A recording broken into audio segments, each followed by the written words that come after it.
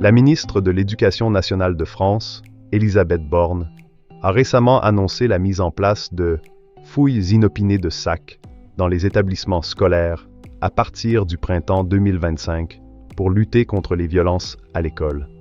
Cette mesure concernerait principalement les collèges et les lycées. Certains estiment que cela pourrait améliorer la sécurité, tandis que d'autres soulignent des préoccupations concernant la vie privée et l'efficacité de la mesure. Rédigez un texte dans lequel vous donnez votre avis sur cette mesure. Vous pouvez évoquer les avantages et les inconvénients et proposer des solutions alternatives. Votre texte devra être structuré et justifier clairement votre position.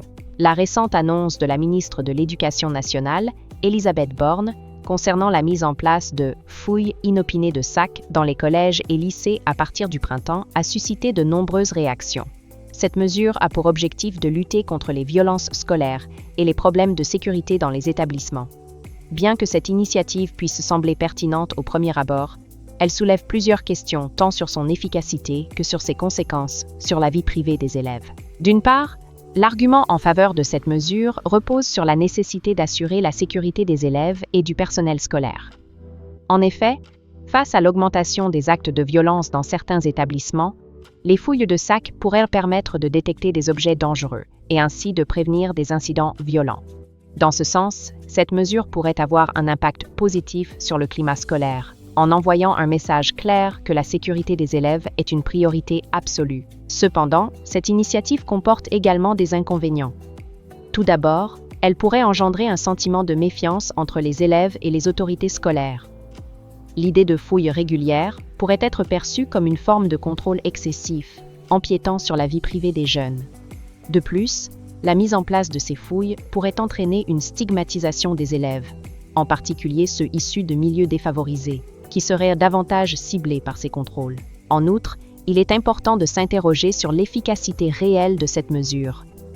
Si les fouilles peuvent certes permettre de détecter des objets dangereux, elles ne résolvent pas la racine du problème, à savoir les causes profondes des violences scolaires.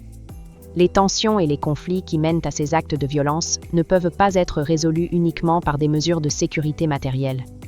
Il serait plus pertinent de mettre en place des dispositifs éducatifs et psychologiques pour traiter ces problèmes à leur source. Pour finir, il est essentiel de trouver un équilibre entre la sécurité et la liberté individuelle des élèves. Une solution alternative pourrait consister à renforcer la présence d'éducateurs et de médiateurs dans les établissements, afin de favoriser un dialogue constructif entre les élèves, les enseignants et les parents.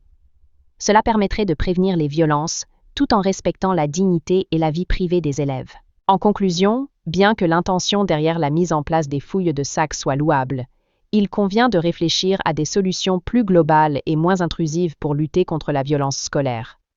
Il est crucial d'adopter une approche plus humaine et éducative, centrée sur la prévention plutôt que sur la répression. Obtenez DELF Réussite, notre cours express 100% gratuit.